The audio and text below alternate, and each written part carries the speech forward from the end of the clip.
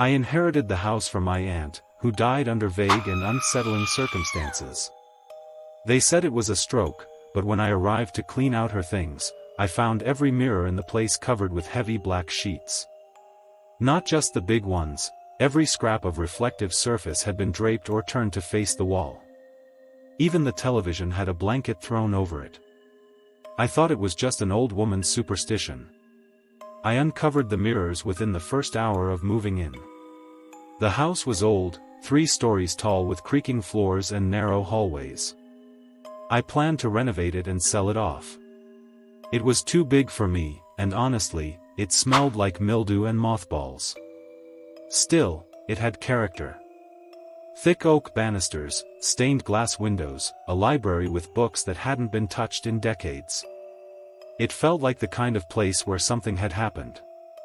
Something old. It started on the 3rd night.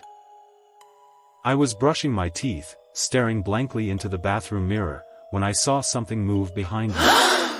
A shape. Quick, like someone ducking out of view. I turned fast, nothing. Just the doorframe and the dim hallway beyond. I checked the whole floor, even opened the closet where my aunt used to keep her coats, but there was nothing there. I chalked it up to being tired and went to bed. The next day, I found the mirror in the hallway had been turned to face the wall. It wasn't like that the day before, I was sure of it. I had spent hours polishing every surface. I turned it back around, thinking maybe I'd bumped it somehow, though it was heavy and mounted solidly on the wall. As I looked into it, I had this strange sensation in my chest, like falling, but standing still. That night, I dreamed of the house. In the dream, I was walking down the hallway on the 2nd floor, the lights flickering overhead. All the mirrors were uncovered, but something was wrong. The reflections didn't match. They were off by just a second, like a lagging video call. I reached for the light switch and in the reflection, my hand reached too, but it didn't stop when I did. It kept going, pushing into the glass, fingers curling through the other side like it was water. I woke up in sweat, the sheets tangled around my legs.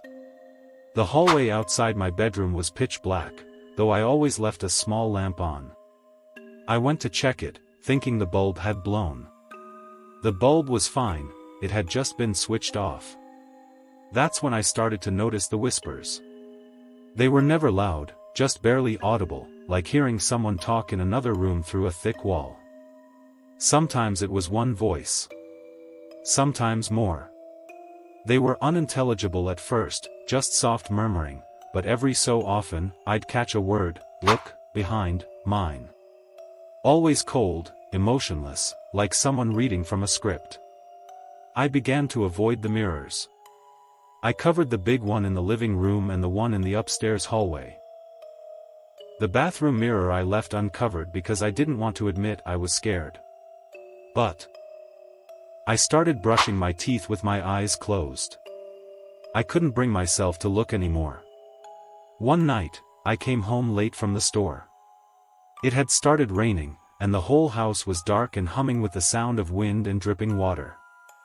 I flicked on the hallway light and immediately saw it, the mirror at the far end, uncovered again. I froze. I had taped a sheet over that mirror. Taped it. I walked slowly toward it, heart hammering, shoes squeaking against the wet floor. As I got closer, I noticed the glass was fogged, as if someone had been breathing on it from the inside. What? There was a word written in the condensation. Let me out. Oh my I ran. gosh! I didn't even go back upstairs. I left the house that night and drove to a motel 10 miles away. I told myself I'd come back the next morning, grab a few essentials, and figure out what to do with the place. Sell it. Burn it. I didn't care. Something was wrong in that house, and I wasn't going to be the next family tragedy. But I did go back. I shouldn't have. It was early morning.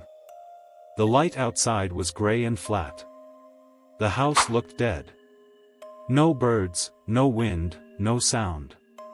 Just the hollow creak of the door as I pushed it open.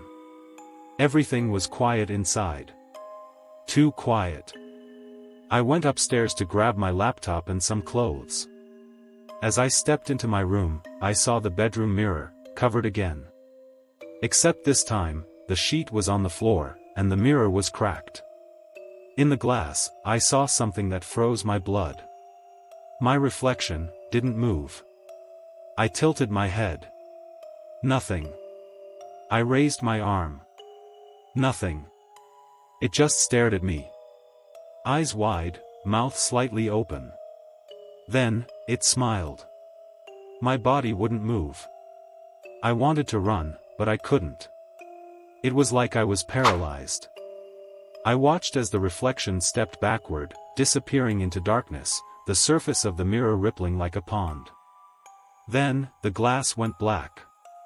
I stumbled out of the room, nearly tripping over my own feet, heart slamming in my chest. I slammed the bedroom door and ran for the stairs. But at the bottom of the steps, standing in the foyer, was me. Not a reflection, me. Or something that wore my face. It looked up at me with cold, empty eyes and said, in my voice, "You left the door open." Then it smiled again, wide and unnatural, like it had too many teeth. I turned and ran back into the bedroom, slammed the door, and pushed the dresser in front of it. I didn't sleep. I didn't eat. I just sat there, listening to footsteps pacing outside the door. Sometimes it would knock. Sometimes it would whisper. "Let me in. We're the same." I don't know how long I stayed in that room. I think it's been days. Maybe weeks. My phone doesn't work anymore. The windows show nothing but fog outside. The mirrors are all uncovered now. Every single one. And they watch me. Even the reflections in the glass of the picture frames have started to twitch when I'm not looking. I can't leave. I've tried. Every door leads back to the same hallway. Every time I run, I end up back in front of the mirror. Her reflection smiled. Emily didn't. Her body froze. Her mouth wouldn't move. But in the mirror, her reflection waved. And stepped forward. The glass didn't break. It rippled, like water. The reflection stepped out, identical in every way except for its eyes, which were completely black. It looked at Emily and whispered, "Thank you." Emily's body crumpled, her eyes wide with horror. The thing that wore her face turned and walked into her room. It lives there now. And the mirror? It's covered again. But sometimes, late at night, the sheet flutters. And if you listen closely, you can still hear Emily screaming. From the other side.